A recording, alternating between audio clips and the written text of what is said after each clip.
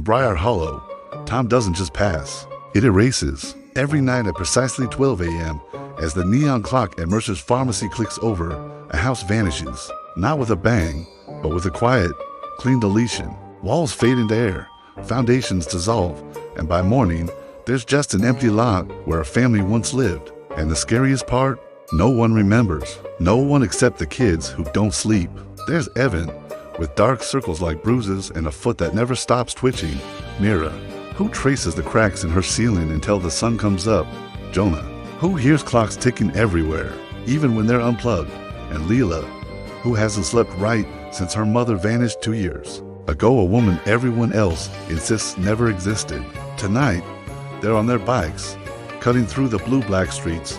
The air is cold. Even for summer, they've learned the signs. The way the town holds its breath before midnight. Dogs whining, porch lights flickering, radios crackling with static. It's happening again, Evan whispers.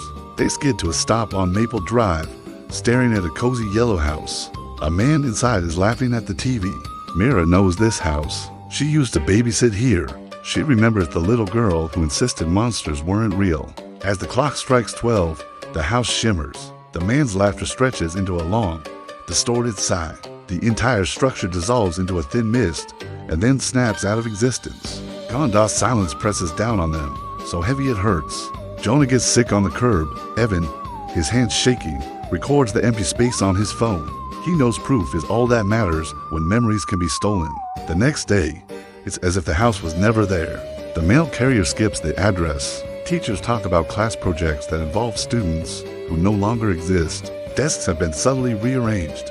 It's then that Leela understands the most terrifying part. It isn't the houses disappearing. It's that for everyone else, forgetting feels like a relief, like a weight being lifted, and with every erased memory, something gets stronger. Something is feeding on their forgetting. They notice the subtle clues now, lingering shadows where houses once stood, a faint smell like rain on old paper, clocks running slow near the empty lots. When the fourth house vanishes in a single week, they know they have to act. They break into the town record's office, their flashlights cutting through dusty archives. They find old blueprints that don't match the current streets, photos with buildings that are now gone, and census lists where names are crossed out not with ink, but by absence itself. In the basement, behind a sealed door, they find a room humming with a strange energy.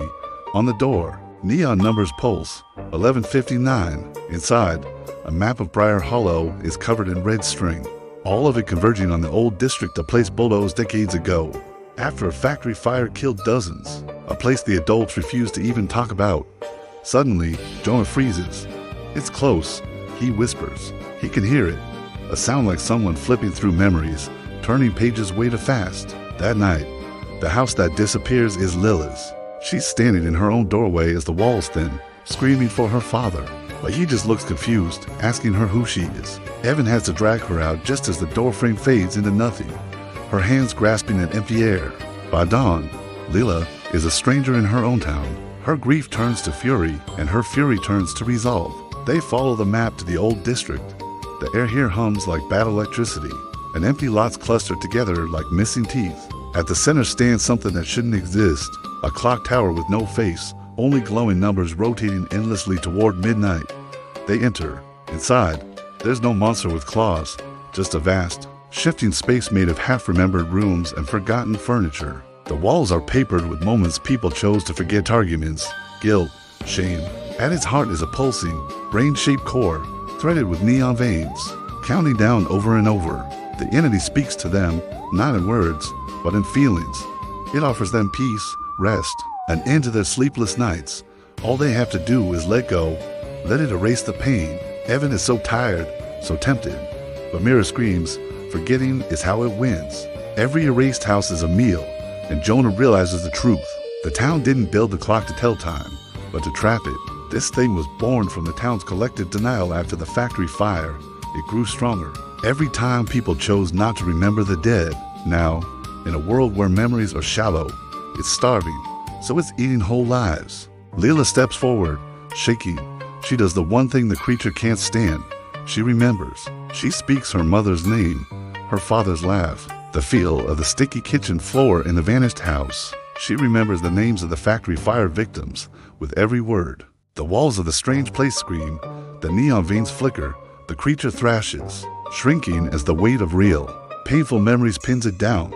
The other kids join in, shouting names, moments, every truth they can think of. No matter how ugly, they are forcing the town's pain back into existence. For the first time in weeks, midnight passes without an erasure. The neon numbers on the tower freeze at 12:01, and then the entire structure collapses into dust. The next morning, people all over Briar Hollow wake up with headaches and unexplained tears. They suddenly remember arguments they buried, loved ones they lost, guilt they never processed. The town hurts, but it's whole again.